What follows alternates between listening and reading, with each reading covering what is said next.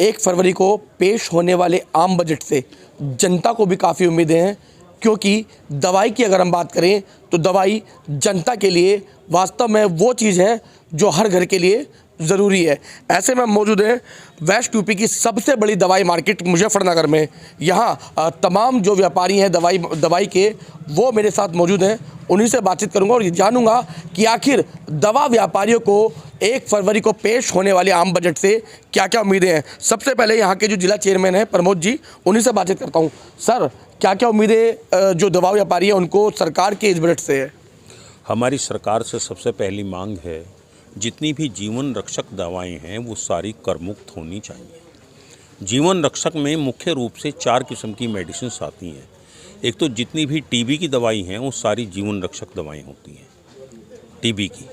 इसके बाद कैंसर की, प्लेग की बीमारियों की जितनी हमारी वैक्सीन होती है वो टोटल वैक्सीन इसी के अंदर आती हैं, क्योंकि इमरजेंसी होती हैं। जितने हमारे यहाँ स्टेरॉयड होते हैं, चाहे वो डेक्साप्रेडनी, जितने भी इंजेक्शन हैं वो सारे के सारे एस्टेरॉयड होते हैं, उनको कर मुक्त किया जाए। लेकिन ये मांग पेंडिंग है। आज भी हम 5 और 12% की श्रेणी में टैक्स इनके ऊपर देते हैं। कुछ मेडिसिन्स का जो ट्रेड है वो 12% का सारा स्लैब है, लेकिन कुछ मेडिसिन्स हमारे यहाँ 28% पर रखी गई हैं। इसमें जितनी भी सर्जिकल आइटम्स हैं उनको 28% पर उन्होंने रख रखा है, जो गलत है। हम सरकार से बार बार मांग कर रहे हैं कि इसको 28% से हटाकर 12% में ही रखा जाए। जीवन रक्षक दवाओं को एकदम कर मुक्त किया जाए। जितने फूड्स के आइटम हैं, जैसा बच्चों के दूध का डब्बा बहुत ज़रूरी है, ये जीवन रक्षक में आता है और इसके ऊपर आज 28% टैक्स है। आखिर गवर्नमेंट चाहती क्या है?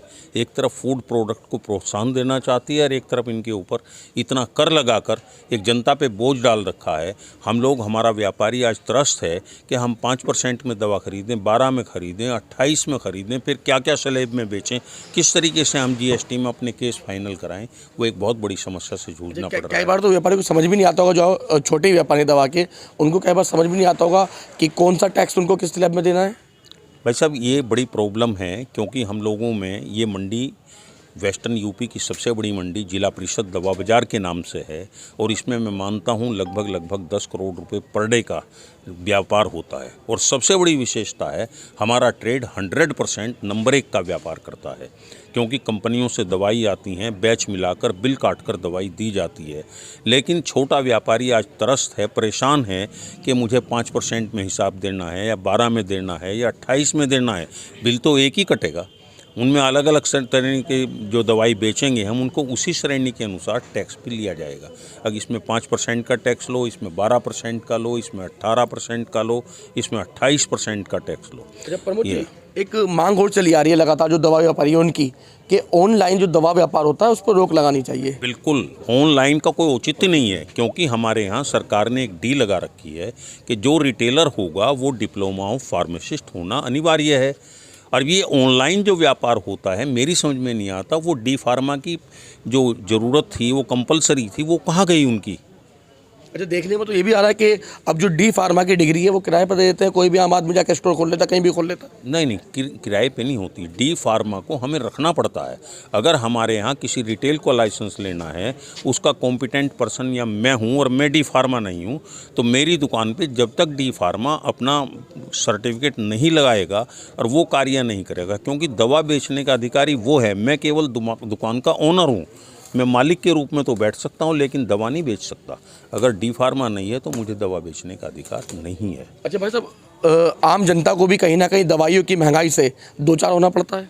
हाँ जी, काफ़ी वो करना पड़ता है, क्योंकि काफ़ी कोई भी बैच अगर हम दवाई परचेज कर रहे हैं तो उसके बाद दूसरा बैच जो आ रहा है तो हर पर डे रेट बढ़ के आते हैं। अच्छा भाई साहब, दवाइयाँ महंगी होती है, अलग अलग टैक्स उसके होते हैं, कोई 28% होता है तो कोई 12% होता है, कहीं 5% होता है, तो जनता को काफ़ी परेशानी होती है। जो आम लोग हैं उनकी जेब पे भी इसका असर पड़ रहा है। बिल्कुल पड़ेगा, पड़ता है।